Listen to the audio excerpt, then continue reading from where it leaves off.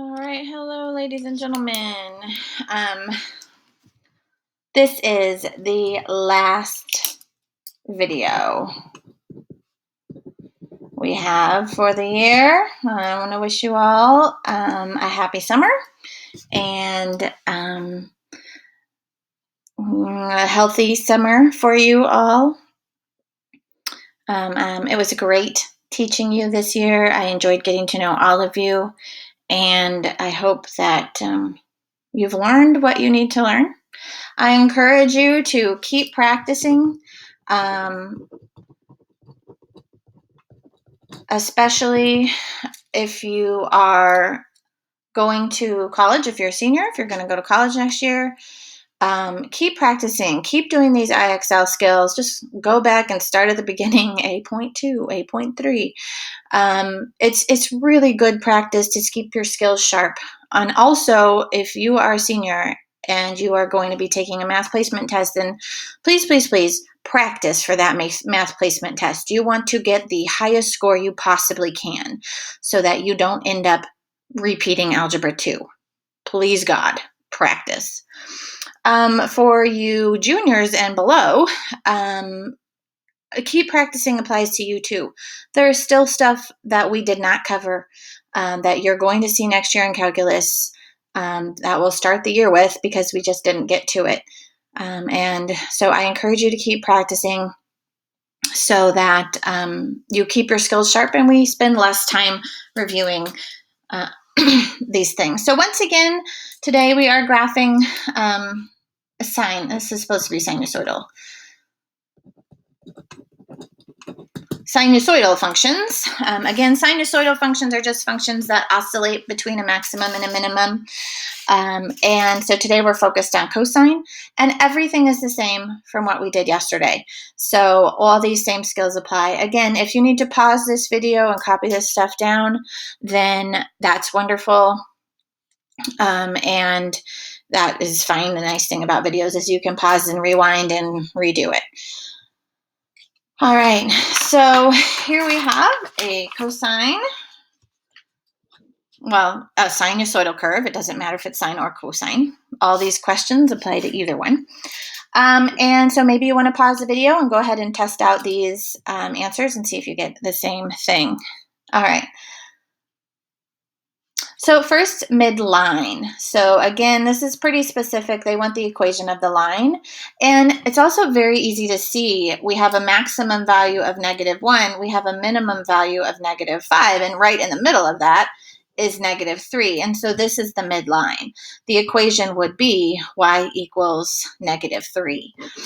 To calculate it, it's really just halfway between the lowest value and the highest value. So that's -6, and half of that would be -3. All right, amplitude is the distance between the highest value and the midline is amplitude. And distance between is simply subtracting. So the maximum minus the midline gives us -1 minus a -3, which would be 2. And the amplitude is a distance of 2 units. Remember, amplitude is talking about the distance between two things. Distances are always positive. So, and that's what amplitude's referring to. Period is how long it takes for the function to repeat itself. So what I want to do is I want to look for, there's a couple of ways we could do this. We could look from midline to midline, and that's one period, but it doesn't fall very nicely. I don't want to estimate. I don't want to guess. So I'm going to see if I can go from maximum to maximum, or even minimum to minimum. And so that would be one period to go from minimum to minimum, and we just have to subtract to find the distance between.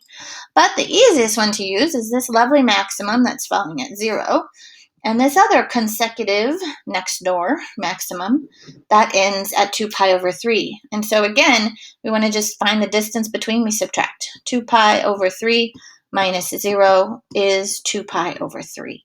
And that's the length, the distance it takes for the graph to start repeating itself. Frequency is reciprocal of period. So 3 over 2 pi would be the frequency.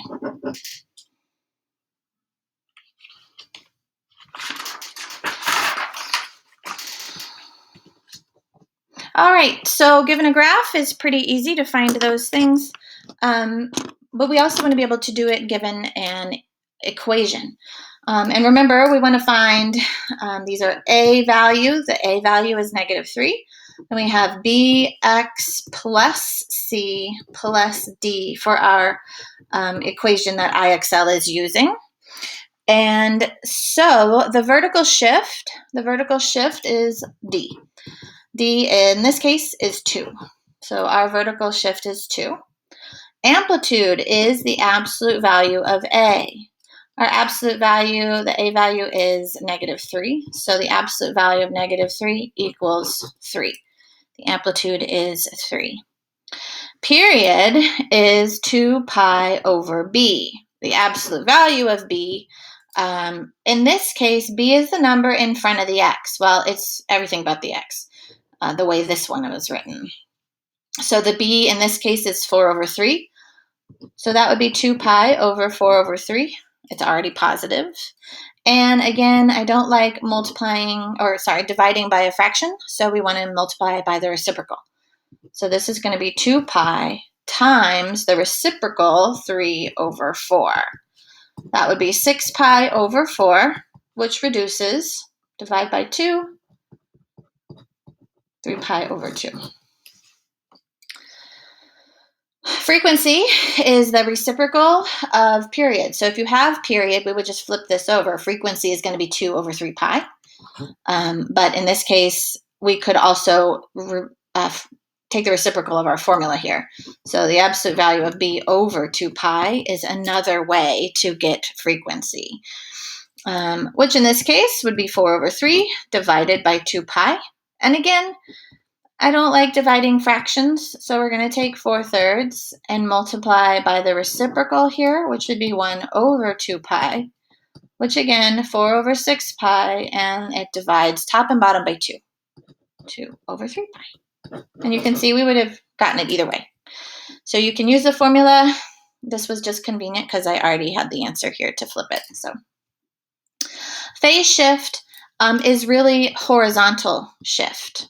It is the movement horizontally, or the movement on X. And all that movement on X comes from everything inside with X.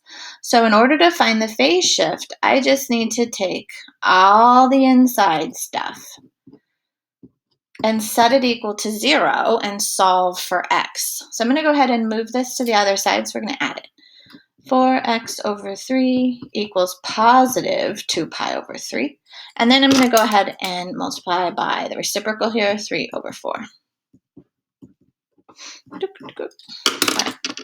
So we get x equals 6 pi over 12, which is pi over 2. Always, always reduce. And that is the phase shift. That means that our graph, our cosine curve, has been shifted right pi over 2 units, positive pi over 2.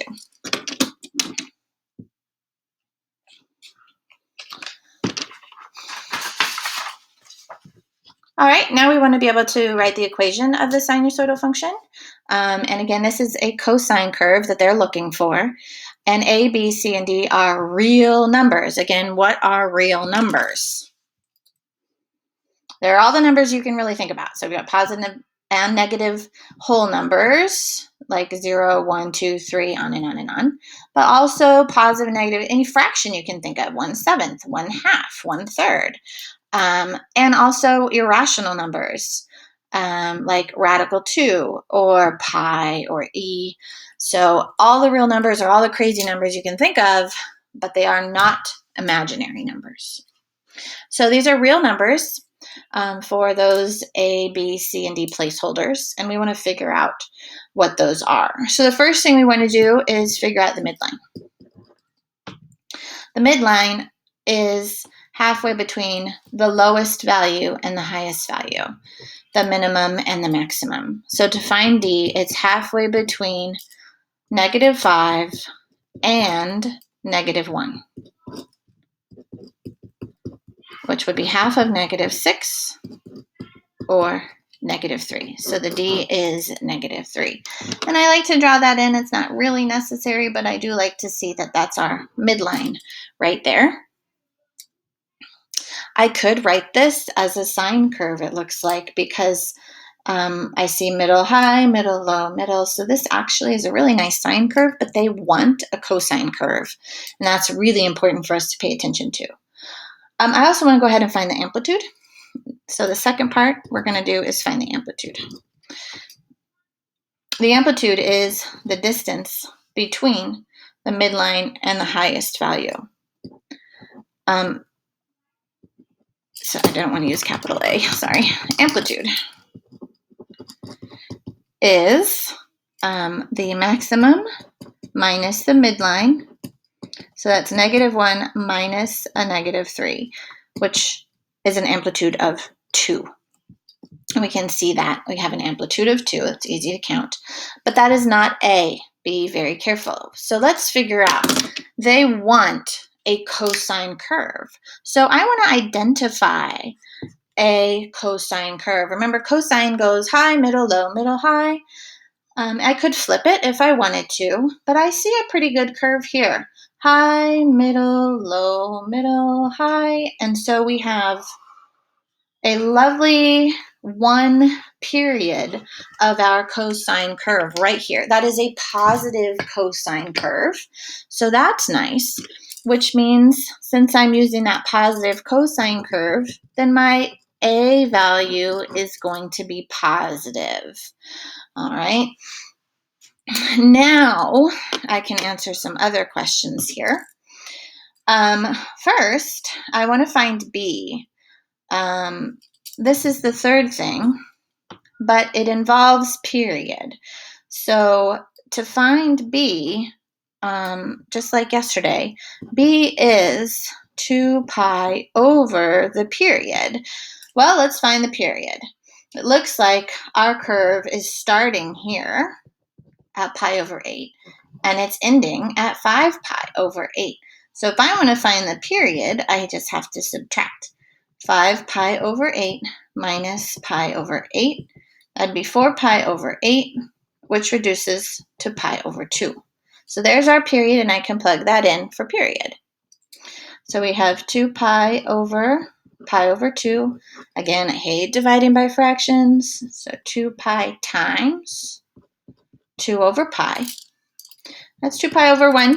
Those pi's are going to reduce out for us, which is super nice. 2 times 2 is 4. So now our B value happens to be 4.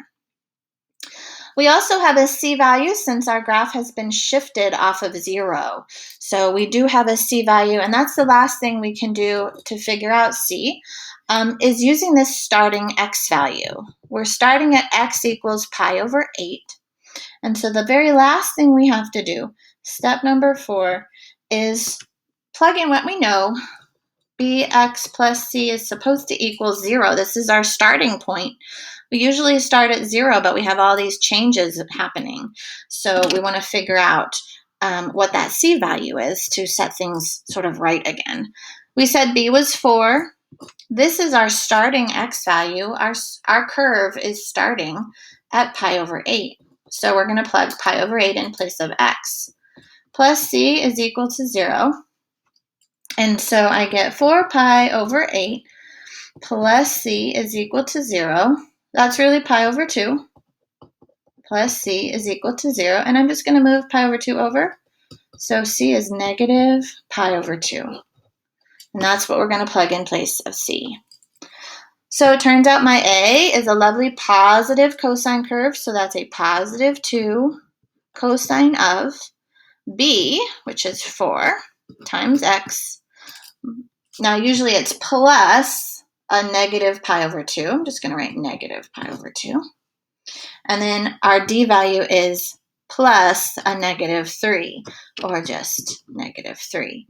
So this is what we would type in to our IXL program. I'm going to go ahead and use my calculator just to double check. Hopefully I didn't make a mistake like I did on the last video.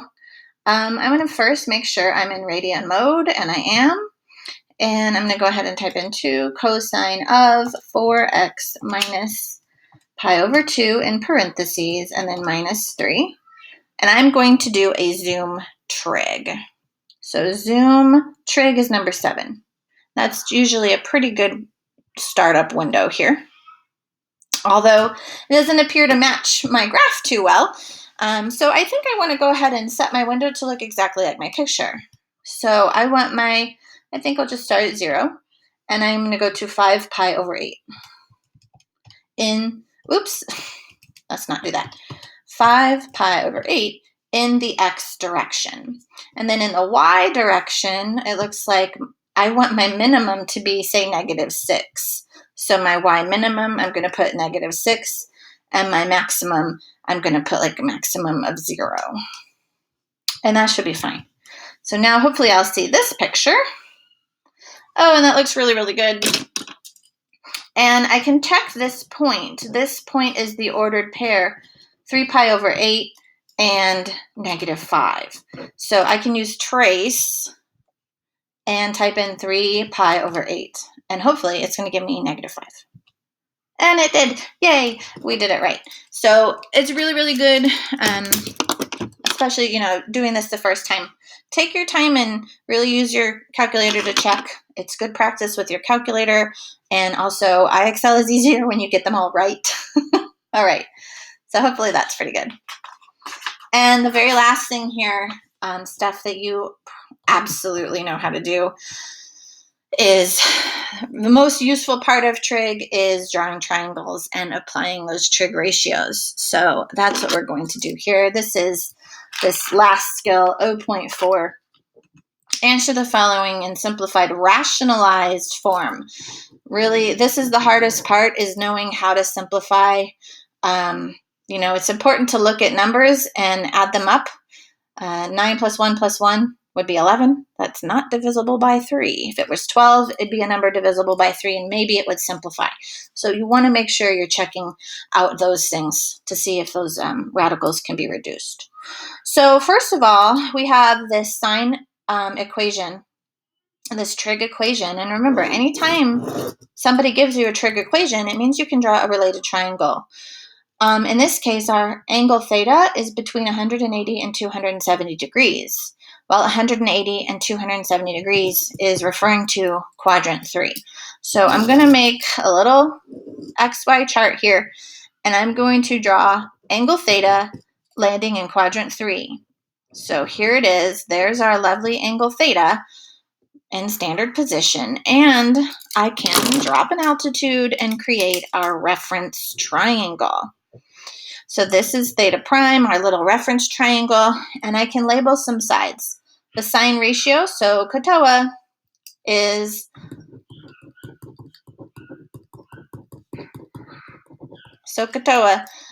so our sine ratio here they're giving us is opposite and hypotenuse. So the opposite side is radical 119, and it's going to take the negative since we're going downward. And 17 is the hypotenuse. What do we need to do? Always, always find the third side. So we're going to figure out what this x side is here. So x squared plus negative radical 119 squared equals the hypotenuse squared. Let's see. Negative times negative is positive. Radical times radical gets rid of the radicals, so it's just 119. And I think 17 squared is 289. Yes, I was right. My brain is working this morning. 289. I'm going to go ahead and subtract. It's not working well enough to do this. Okay, 170. And then we're going to take a square root. And don't forget here, plus or minus, the square root of 170. I know it's divisible by 10 because it ends in a 0. So 17 times 10, which is 5 times 2. Those are all prime numbers. I don't have any perfect squares, nothing like 4, 9, or 16, 25. None of those are in there. This radical does not simplify. So that's as far as it can go. Positive or negative? Negative, you are right. I know you all spoke out loud. I could hear you in a time warp. That's very good. Negative because we're in quadrant 3 where x values are negative. And we're going to label that so it makes it really clear. And then we can actually answer the question. They wanted us to find the cotangent according to angle theta.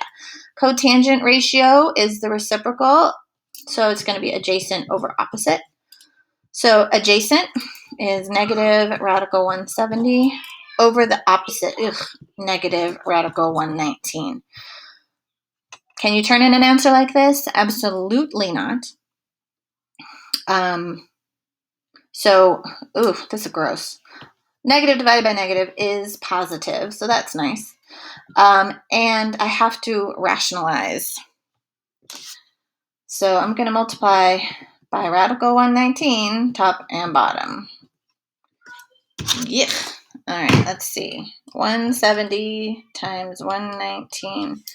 Ew. Radical 20,230 over 119. Now, 20,213 is obviously divisible by 119 and 170. 119, let's see, the square root of the answer is 142. Yeah, okay. Let's see, so 119, I know it's not divisible by 3, it's not divisible by 2, it's not divisible by 5, I'm pretty sure it's not divisible by 4. I wonder if it's divisible by 7. Oh my God, it is. Okay. All right, so in this, we knew that 170 was 17 times 10. It turns out that 119 is 17 times 7. And so we actually have a pair of 17s. You can think about this as 17 squared times 10 times 7. And so the square root of 17 squared gets to come out. So a 17 gets to come out. We're left with 70 on the inside over 119. And then 17 and 119 are both divisible by 17. So we can actually reduce those. So you're going to have to take your time, ladies and gentlemen. 119 divided by 17 is 7. Oh, yeah. And reduce those, and we get radical 70 over 7. Now, here's the tricky question. Can you reduce radical 70 and 7? No, you're right, because this number is totally radical, and this is regular Joe, and they don't mix. All right, so the reason we could reduce the 17 and the 119 is because they're both regular numbers. 70 is trapped under the radical, so I think that is the fully simplified thing. So, just to review here, this is the part where you're going to get messed up. Take your time, ladies and gentlemen. Think things through. They are very good at choosing numbers. 119 is crazy. Who would have thought? Here's your trick. The square root of 119 is 10.9-ish, okay? So what that means is if you test numbers below that value, so all numbers under, say, 11, then you will have tested all the possible combinations. So we know 119 is divisible by 1. We know it's not divisible by 2. We know it's not divisible by 3 evenly. We know it's not divisible by 4 evenly. We know it's not divisible by 5 pretty easily. Is it divisible by 6? Nope. 119 divided by 7? Yes. 119 divided by 8? No. 119 divided by 9? No. And 119 divided by 10 obviously isn't going to work either.